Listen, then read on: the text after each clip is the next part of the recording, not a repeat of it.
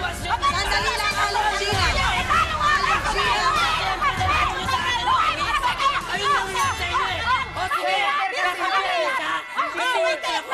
Dalaki niyo sa akin kayo. Sandali lang, upo muna tayo. Oo, talaga. Sandali lang. Ako eh. Sandali lang. Tatanungin ko lang muna si Aling Gina. Ito lang ba ang unang pagkakataon na nag-away kayo? Wala na po hanggang sa tungits lang po. Okay.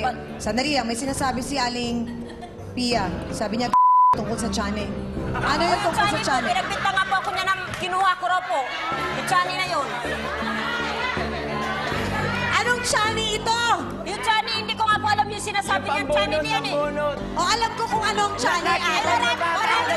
Parang hindi ko alam yun.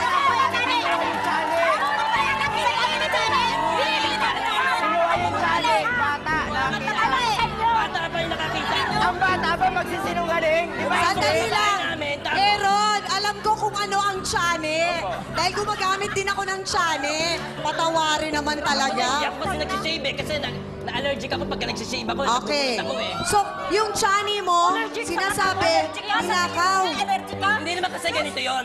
Oh. Nasa second floor ako. Yung bata Sige. nasa first floor. Okay. Ang sabi niya, Damian, may Chani ka ba? Sabi ko, wala. Kasi ayoko nga slipper namin, baka hindi na makabalik. Okay. Mamahalin kasi yung Chani ko. Diyos ko! Let's go!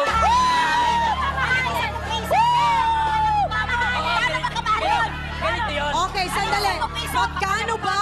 Magkano ba ang sinasabi mo, mamahalin, take note na Chane? 180 plus kasi.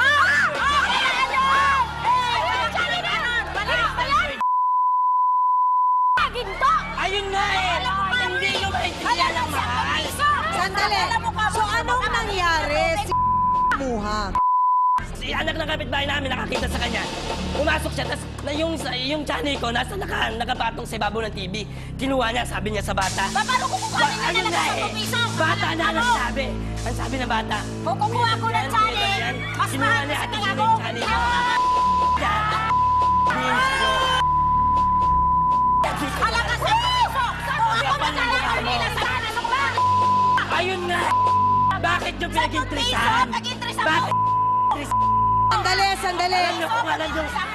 Hindi nyo pag-intrisahan. Mukha nyo. Nakakaloka. So, diretsahang tanong, Aling Gina, ninakaw niyo po ba o hindi yung Chane? Mabibili ko uli yun. Sandali lang, diretsahang tanong, ninakaw po ba niyo o hindi? Hindi po. Hindi talaga. Paano kukunin ko po yan? Halaga 10 piso lang Sandali yun. lang. May magnanakaw bang umamin sa sarili niyang ninakaw? Bakit? Ano yung magnanakaw? Galing sa magnanakaw?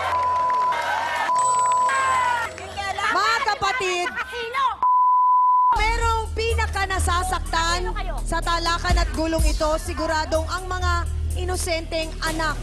Narito po, tawagin natin si Cheryl, anak ni Aling Gina, para ibahagi naman ang kanyang hinanakit at labis na pagtotoong its naman ng kanyang ina. Cheryl, pasok.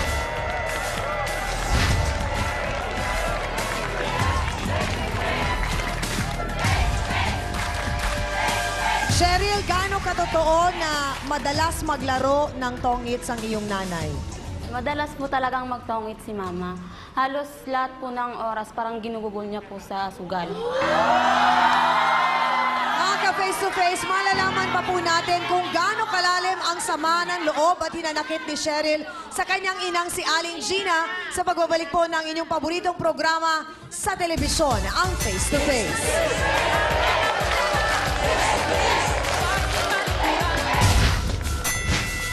Pag pumunta pa ako sa bahay, maabot ako ng mga kapatid ko, ate, nagugutom na kami. Wala si Mama nandun sa sugalan. Napabayaan ng nanay namin ng mga kapatid ko. Ang mga problema, face to face. Pagtalikuran, harapin mo, face to face. Harapin mo, face to face. Kayo pa rin po ay nakatutok sa face-to-face matapos natin masaksiyan ang talakan tungkol sa pandaraya sa tongits at bangayan tungkol sa patawarin, nakawan ng Chane. Eto na, malaman naman natin ang damdamin at saloobin ng anak ni Aling Gina sa lahat ng mga nangyayaring ito. Tanungin lang natin, Cheryl, gaano ba kadalas kung maglaro ng tongits ang iyong nanay?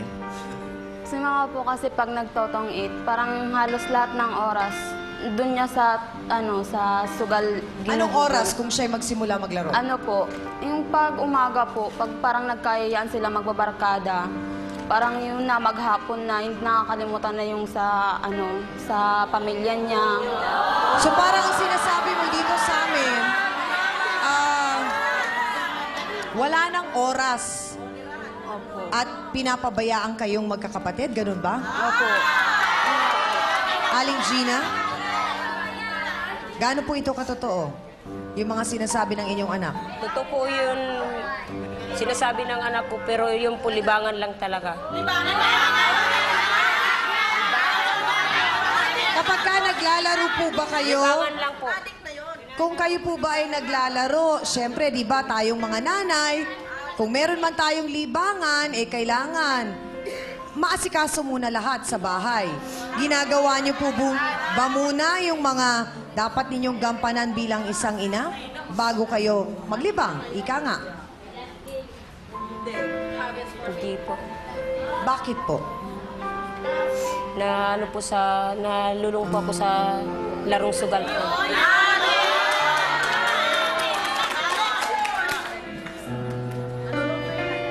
So, ang ibig yung sabihin dito, pati yung mga pangkain sana ng anak ninyo, isinusugal po ninyo. Ganun na po. Bakit? Cheryl, pagka wala ang nanay mo sa bahay ninyo, paano kayong mga magkakapatid? Minsan, pag pupunta pa ako sa bahay, maabutan ko yung mga kapatid ko, ate, nagugutom na kami. Wala si mama nandun sa sugalan. Kaya parang pinapabayaan ng nanay namin yung mga kapatid ko.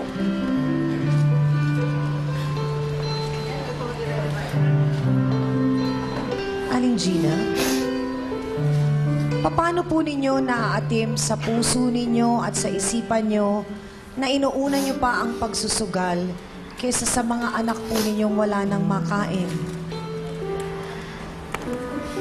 Humihingi na po ako sa kanila ng dispensa na hindi ko na po ulitin yung pagsusugal. Asikasuhin ko na lang po yung pamilya ko. Gusto ko lamang tanungin si Dr. Camille na nakakalungkot na makita, Doc, na nang dahil sa libangan, kung sabihin o tawagin ni Aling Gina, ganito ang nangyari. Nakita natin malinaw, inamin niya na napabayaan niya yung kanyang mga anak. Parang hindi niya iniisip. Alam mo, Ami, meron tayong sinasawag na pathological gambling. Pag sinabi mong pathological gambling, ito yung umabot na sa puntong nagiging sugapa ka sa pagsusugal. Pasalamat kayo, Aling Gina, kasi hindi pa kayo umaabot doon sa punto na talagang sumusobra na yung pagsusugal niyo dahil kasi alam niyo kung kailan pa rin hihinto. At mabuti na lang din po na ang anak niyo, nandyan, binibigyan po kayo ng tsansa para sabihin natin, talagang bigyan kayo ng pagkakataon para magbago. Marami pong salamat, Dr. Camille. Hans, matapos nating marinig ang sinabi ni Dr. Camille, ano ba, ang boto ng mga sausawero at sausawera. Mukhang marami ang naiyak sa binahagi ni Cheryl at ni Aling Gina. Oo, matapos kanina, Chang, ng napakainit na palitan ng salita, ang ating namang kapatid na mga sausawero at sausawera biglang natahimik ngayon at parang napalitan ng lungkot ang medyo inis at asar na nararamdaman nila kanina. Kung para sa puti, itataas natin ang puti, yan ay sila Damian at ang kanyang mga kasama. Kung para sa pula, kung para kay Aling Gina at kay Aling Pia, yon din ang inyong itataas naman. O, ready na ba, mga kapatid? Final vote!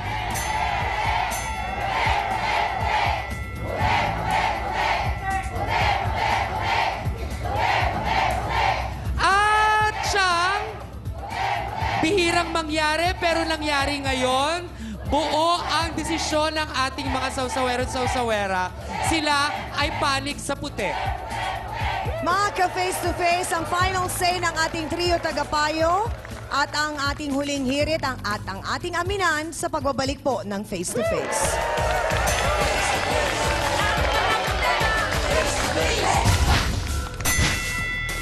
Aling Gina, sa pagkakataong pong ito, meron